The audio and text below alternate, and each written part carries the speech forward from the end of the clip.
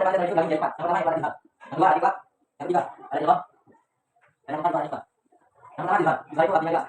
Yang mana artinya? Apabila ada tidak bertemu dengan salah satu izhar, boleh dari mana? Enam. Alif, ain, ga, ga, kha, dan ba. Apabila ada bertemu dengan salah satu antara huruf ini, maka jelas. Yang kedua yang ketiga, ikhlas artinya melebur. Bismillahirrahmanirrahim. Assalamualaikum warahmatullahi wabarakatuh. Alhamdulillah rabbil alamin. Wassalatu wassalamu ala asrofil anbiya'i wal mursalin sayyidina wa maulana Muhammadin wa ala alihi wa sahbihi ajmain. Amma ba'du.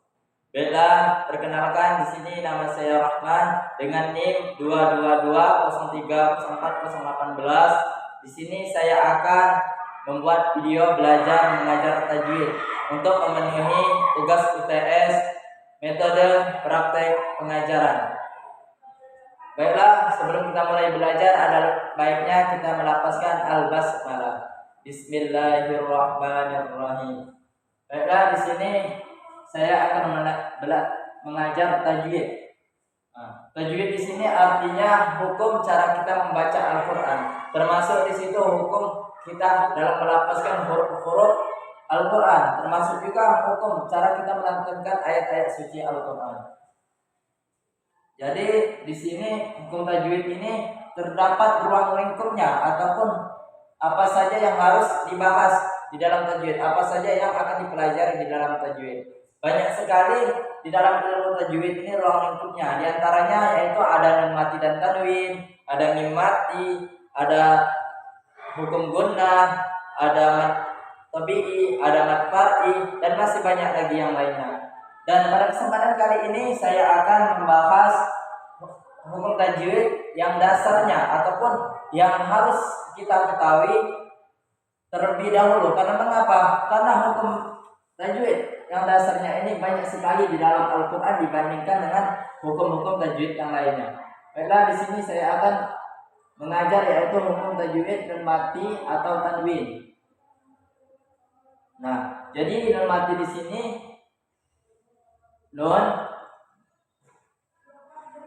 dengan tanda C di atasnya dan tanwin. Tanwin ini kayak fathah garis 2 atau kasroh garis 2 atau dhammah dengan seperti 6 9 ya. Nah, jadi inilah yang dinamakan nun mati dan tanwin. Nah, pembagian nun mati dan tanwin ini dibagi menjadi 4. Yang pertama yaitu izhar. Yang kedua ada ikhlas. Yang ketiga ada idgham. Yang keempat itu ada ikhfa. Nah, jadi inilah 4 pembahasan mengenai nun mati dan tanwin. Yang pertama yaitu izhar. Izhar di sini artinya jelas. Jelas. Jadi untuk pengertiannya, apabila nun mati atau tanwin bertemu dengan salah satu huruf izhar, ingat ya salah satunya, maka dibaca dengan jelas. Dibaca jelas. Huruf izhar di sini ada 6. Yang pertama yaitu alif, yang kedua ain, yang ketiga ha, yang keempat ha, yang kelima kha, dan yang keenam gha. Nah, jadi inilah huruf-huruf izhar. Ada 6 huruf. Dan yang kedua yaitu ikhlas. Ikhlas di sini artinya melebur. Melebur. Untuk penjelasannya yaitu apabila nun mati atau tanwin bertemu dengan huruf ikhlas. Nah, jadi huruf ikhlas di sini cuma ada 1 hurufnya. Cuma ada 1, yaitu hurufnya huruf ba. Jadi mudah sekali mengingat hukum bacaan ikhlas. Karena mengapa? Karena hurufnya hanya ada 1. Jadi ketika huruf ba bertemu dengan nun mati atau tanwin, maka dibaca melebur atau bunyi n menjadi bunyi n menjadi m. Nah, itulah cara ataupun hukum cara membaca ikhlas. Yang ketiga yaitu ada idgham. Jadi idgham di sini artinya memasukkan. Nah, Idgham di sini dibagi menjadi dua bagian. Yang pertama yaitu ada bil gunnah. Yang kedua ada bila gunnah. Nah, apa perbedaan idgham bil gunnah dan bila gunnah? Perbedaannya adalah idgham bil gunnah itu memasukkan dengan dengung. Sedangkan idgham bila gunnah itu memasukkan tanpa dengung. Terus apalagi perbedaan antara bil gunnah dan bila gunnah? Perbedaannya terdapat di hurufnya. Nah, jadi untuk huruf idgham bil gunnah ini terdapat 4 huruf, yaitu mim, nun, waw dan ya. Nah, 4 huruf. Sedangkan bila gunnah ini terdapat hanya 2 huruf saja, yaitu huruf ra dan huruf lam. Nah, itulah perbedaan antara idgham bil gunnah dan idgham bila gunnah. Lanjut yang keempat yaitu ikhfa. Ikhfa di sini artinya samar-samar. Nah, samar-samar. Untuk penjelasannya, apabila nun mati atau tanwin bertemu dengan salah satu huruf ikhfa. Nah, jadi huruf ikhfa di sini ada 15 huruf. 15 huruf. Nah, maka dibaca samar-samar. Nah, untuk huruf-hurufnya itu ada ta, za, jim, dal, zal, zai, sin,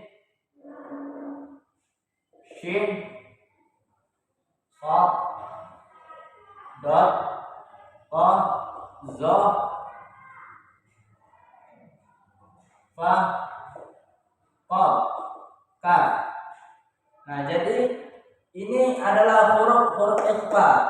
Ta, jim, dal, zai, sin, shin, sad, dot, ta, za, fa, kaf. 1, 2, 3, 4, 5, 6, 7, 8, 9, 10, 11, 12, 13, 14, 15 huruf. Jadi ketika nun mati atau tanwin, di tanwin ya, garis 2 ini bertemu dengan salah satu huruf 15 ini, maka dibaca sama-sama atau lebih mudah untuk memahaminya bunyi n menjadi Nah, mungkin di sini penjelasan singkatnya. Untuk dan mati dan tanwin ada izhar, iqlab, idgham bil gunnah, idgham bila gunnah, dan yang terakhir yaitu ada ikhfa. Oke, mungkin di sini penjelasannya. Kita lanjut ke penjelasan yang selanjutnya, yaitu masuk pada contoh agar kita lebih mudah dalam mengerti dan memahami. Kita akan melanjutkan pembelajaran kita yaitu nun mati dan tanwin. Kali ini kita akan membahas contoh-contoh dari nun mati dan tanwin agar kita bisa memahami, kita bisa mengerti bagaimana ketika hukum nun mati dan tanwin itu di dalam Al-Qur'an. Bagaimana contohnya? Seperti apa contohnya? Nah, maka dari situ di sini saya akan menjelaskan hukum-hukum dari nun mati dan tanwin ya, nun mati dan tanwin. Baiklah, yang pertama yaitu ada izhar. Nah, contoh di sini yaitu in huwa. Bagaimana kita tahu kalau kata in huwa itu termasuk huruf izhar? Kita lihat di sini ada nun mati atau tanwin. Nah, kita lihat di sini ada yang namanya nun mati. Ini nun mati. Ketika kita menemukan nun mati di dalam Al-Qur'an, maka kita lihat huruf setelah nun mati itu sebelah kiri dari nun mati itu huruf apa? Nah, di sini terdapat huruf H.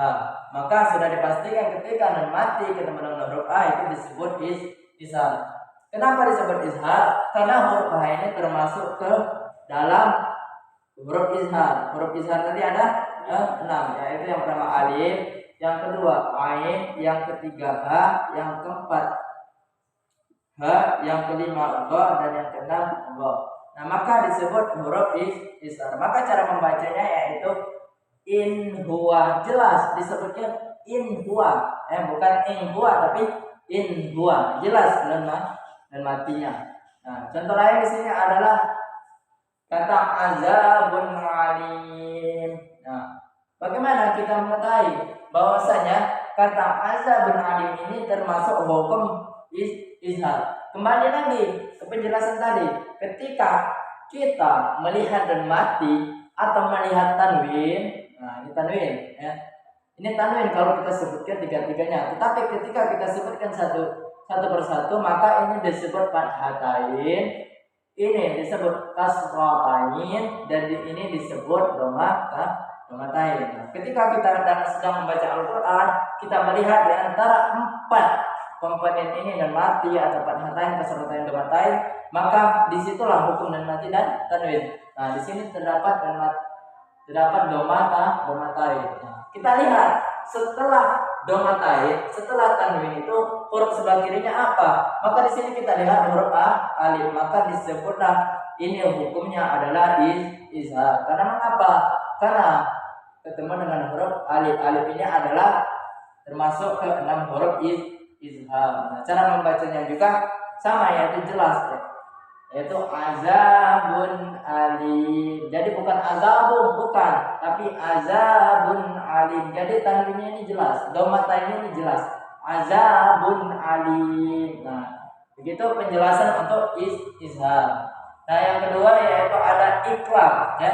Iklab di sini adalah hukum dan mati dan tanwin yang paling mudah untuk kita ingat. Karena mengapa? Karena iklab di sini adalah salah satu hukum dan satu-satunya hukum memiliki satu huruf. Huruf apa tadi? Yaitu huruf ba, ya, huruf ba. Nah, makanya di sini saya berikan contoh yaitu mim ba'dihim. Nah, bagaimana kita bisa tahu bahwasanya kata mim ba'dihim ini adalah contoh dari iklab, adalah hukum dari iklab. Kembali lagi kita melihat, ketika kita melihat Al-Quran itu ada tidak yang namanya nun mati, ada tidak yang namanya tanwin, baik itu fathatain, kasratain ataupun domatain. Nah, di sini saya berikan contoh mim ba'dihim. Di sini terdapat nun mati. Nah, ketika kita menemukan nun mati, kita lihat huruf setelahnya atau huruf sebelah kirinya. Nah, kita lihat di sini setelah nun mati ini terdapat huruf apa? Huruf ba. Nah, ketika nun mati ketemu dengan huruf ba, itu sudah dipastikan itu hukumnya iklab. Karena mengapa?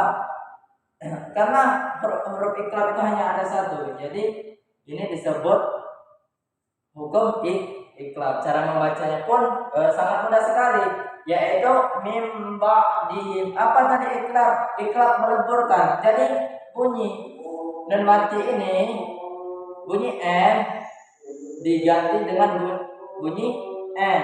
Nah, ya. Jadi nun mati ini melebur kepada huruf ba. Yang tadinya n menjadi n. Jadi bukan bacanya min ba'di, tapi mim ba'di. Nah, itu ya. Jadi biasanya untuk iklab ini ditandai dengan huruf mim kecil. Nah, mim kecil di atas huruf ba. Nah, ini ya. Jadi cara membacanya melebur yaitu mim ba'dihim. Nah, itu ya. Jadi jangan dibaca min ba'di, tapi mim ba'di. Bunyi n menjadi n. Maka itulah yang disebut namanya iklab. Nah, yang ketiga yaitu idgham. Nah, jadi dijelaskan tadi bahwasanya idgham itu dibagi menjadi dua. Yang pertama idgham bi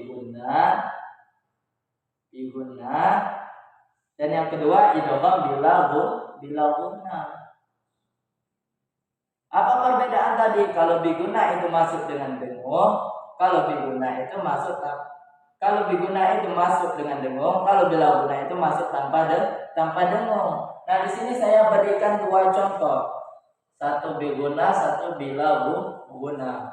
Nah, bagaimana kita menentukan mana contoh bi gunnah, mana contoh bila gunnah? Kembali lagi seperti tadi, kita lihat hurufnya. Kita lihat di sini ada nun mati atau tanwin. Di mana huruf nun matinya, di mana huruf tanwinnya? Nah, di sini kita lihat ada yang namanya nun mati. Nah, ketika kita menemukan nun mati, maka kita lihat huruf setelah nun mati itu huruf apa? Nah, di sini kita lihat sudah nun mati itu adalah huruf ya. Maka di sini termasuk ke dalam hukum idgham bi gunnah. Termasuk ke dalam 4 huruf idgham bi gunnah. Apa saja hurufnya tadi? Mim, waw, nun dan ya. Nah, Di sini ada huruf apa? Ada huruf ya. Maka sudah dipastikan ketika nun mati bertemu dengan huruf ya, maka itu hukumnya idgham biguna. Cara membacanya yaitu memasukkan dengan dengung ya. Nah, jadi di sini ketika ya ini kita tahan dua ketukan ya.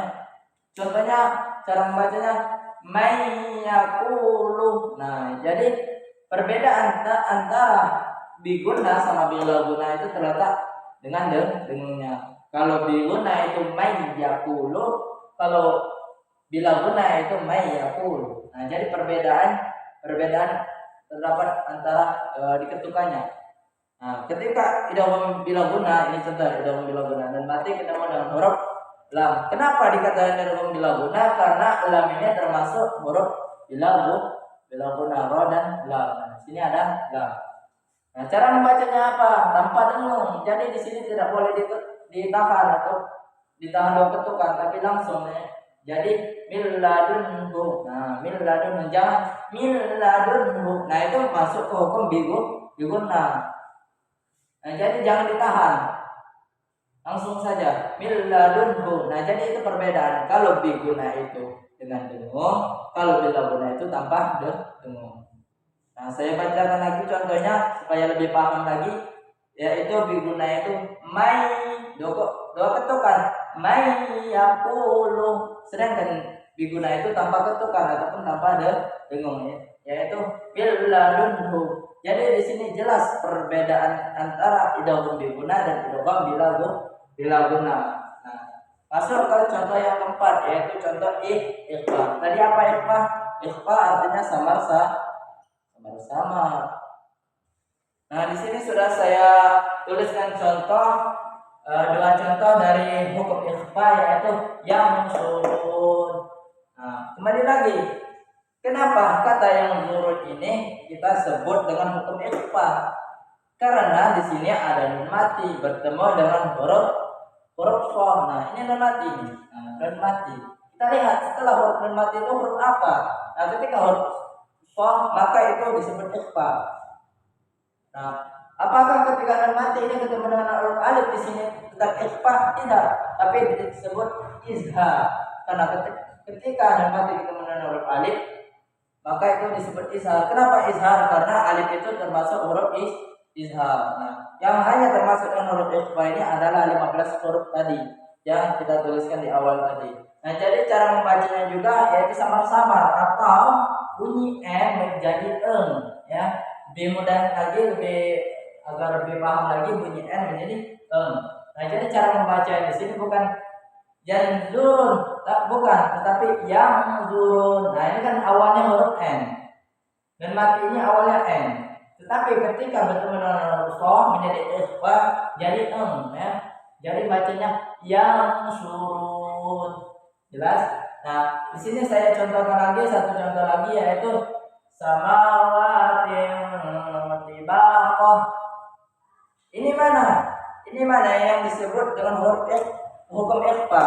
Di sini kita lihat lagi. Nah, kalau tidak ada nun mati, kita lihat tanwin. Apakah di situ ada fathatain atau kasratain atau dhammatain? Nah, maka tidak harus semuanya masuk. Di antara yang 4 komponen ini saja masuk ya, cukup satu saja yang masuk, maka itu sudah disebut hukum nun mati dan tanwin. Tinggal huruf setelahnya itu huruf apa, baru kita bisa sebut apakah itu izhar, ikhfa, idgham atau iqlab. Di sini kita lihat ada yang namanya kasrotain, garis di bawah dua ini ya. Nah, ini disebut kasrotain. Nah, ketika kita menemukan huruf kasrotain di dalam Al-Quran, kita lihat huruf setelahnya. Huruf sebelah kiri itu huruf apa? Nah, kita lihat di sini adalah huruf to. Nah, huruf to itu termasuk ke dalam hukum apa? Termasuklah ke dalam hukum ikhfa. Maka jelas di sini adalah hukumnya ikhfa. Tetapi ketika kasrotain ini bertemu dengan huruf ba, maka itu bukan ikhfa, tetapi kembali ke iqlab. Nah, jadi kita mudah untuk mempelajari nun mati dan tanwin ini. Kita lihat atau kita cari nun mati atau tanwinnya, kita lihat huruf setelahnya. Ketika huruf setelahnya alif berarti izhar. Ketika huruf setelahnya qa, maka disebut ikhfa, maka dibacanya samar-samar atau bunyi n menjadi em. Jadi cara membacanya itu samawatin tibaqah. Nah, jadi samawatin tibaqah, bukan tin tapi ting. Samawatin tibaqah. Nah, jadi mungkin itu penjelasan dari saya mengenai dan mati dan tanwin. Jadi untuk teman-teman semuanya jangan malas untuk belajar dan mati dan tanwin, karena ini adalah dasarnya di dalam Al-Quran. Hukum-hukum yang paling banyak yang berada di dalam Al-Quran adalah nun mati dan tanwin. Ketika kita membaca Al-Quran, kita lihat ada nun mati, kita lihat setelah huruf nun mati itu huruf apa. Ketika alif kita sebut ishar, ketika ba kita sebut iqlab, ketika idgham bighun, ketika sudah nun mati ketemu dengan ra maka disebut idgham bila guna. Jadi mudah sekali untuk kita memahami yang mana nun mati dan tanwin, yang mana huruf izhar, yang mana iqlab, yang mana idgham, yang mana ikhfa. Jadi tinggal kita ada kemauan atau tidak untuk membaca. Mungkin sampai di sini saja pembahasan dan contoh-contoh hukum nun mati dan tanwin. Ada tambahan sedikit untuk kita supaya kita bisa ataupun mudah untuk mengingat huruf-huruf nun mati dan tanwin, huruf-huruf izhar, iqlab, ikhfa ataupun idgham. Nah, jadi di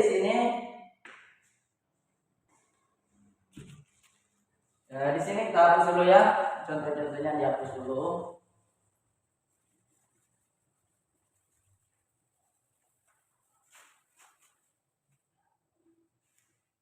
Di sini ada idgham bigunnah, ada bilawun. Nah, jadi ketika kita ingin cepat untuk mengingat hukum nun mati dan tanwin itu ada sedikit contoh pembelajarannya. Jadi kita harus mengingat huruf izhar itu ada berapa, huruf iqlab itu ada berapa, bigunnah ada berapa, bilawun ada berapa, dan huruf ikhfa itu ada berapa. Nah, jadi yang pertama sekali yang harus kita hafal itu, dan pasti saya yakin kita semua sudah hafal, yaitu yang pertama yaitu iqlab. Kenapa iqlab harus pertama kali kita ingat? Karena iqlab itu satu-satunya hukum yang hanya memiliki satu huruf, yaitu huruf ba. Nah, dan saya sudah yakin juga bahwasanya teman-teman sudah pasti ingat yang namanya huruf ba. Sudah pasti ingat yang namanya hukum iqlab. Nah, yang kedua yang mana? Kita urutkan saja. Ini ada satu huruf. Ada yang tidak? Hukum nun mati dan tanwin yang hurufnya hanya ada dua. Ada. Apa tadi? Idgham bilawun. Berapa hurufnya? Hanya ada dua huruf. Huruf apa saja tadi? Ra dan lam. Nah, maka ketika kita mengingat yang pertama kali itu ingatlah iqlab, satu huruf. Bilawun ada dua huruf. Setelahnya apa? Kalau ada tiga huruf, ada tidak? Hukum antara 4 atau 5 ini 3 huruf, tidak ada. Maka kita lihat huruf apa yang terdapat 4 huruf, yaitu idgham bigunnah, terdapat 4 huruf. Nah, selanjutnya izhar berapa? 6 huruf. Dan yang terakhir yaitu ikhfa berapa? 15 huruf. Jadi dari sini kita ketahui bahwasanya perbedaan di antara jumlah-jumlah huruf hukum nun mati dan tanwin. Nah, jadi ketika kita urutkan itu, apa yang hurufnya satu? Iqlab. Satu. Apa yang hukum hurufnya 2? Idgham bilawun. 2.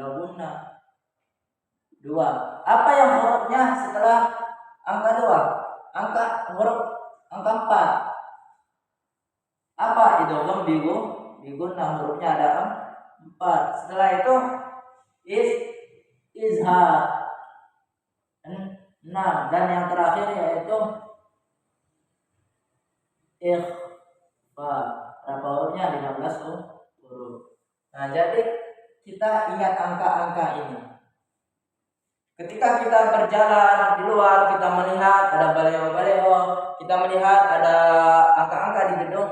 Cobalah ingat, ketika kita melihat angka 1, ingat, oh, angka 1 itu kalau di tajwid itu hukumnya iklab. Karena mengapa? Karena hurufnya ada 1. Ketika kita melihat angka 4, kita ingat lagi, oh, kalau di hukum tajwid itu yang hurufnya 4 itu adalah idgham biguna. Nah, ketika kita melihat lagi, ketika kita membaca ada angka 6, kita ingatkan lagi, oh, tajwid itu kalau 6 itu adalah hukumnya izhar, ada 6 huruf. Jadi ketika kita melihat sesuatu, ketika kita melihat angka, kita biasakan diri kita itu untuk menyambungkannya ke dalam hukum tajwid. Agar mengapa? Agar otak kita terlatih. Jadi hafalan kita, ingatan kita tentang tajwid itu kuat.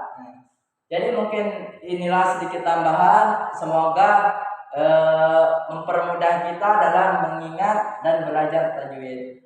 Oke, baiklah. Apabila ada kata-kata yang salah, saya mohon maaf. Kepada Allah saya mohon ampun. Saya akhiri. Billahi taufiq wal hidayah. Wassalamualaikum warahmatullahi wabarakatuh.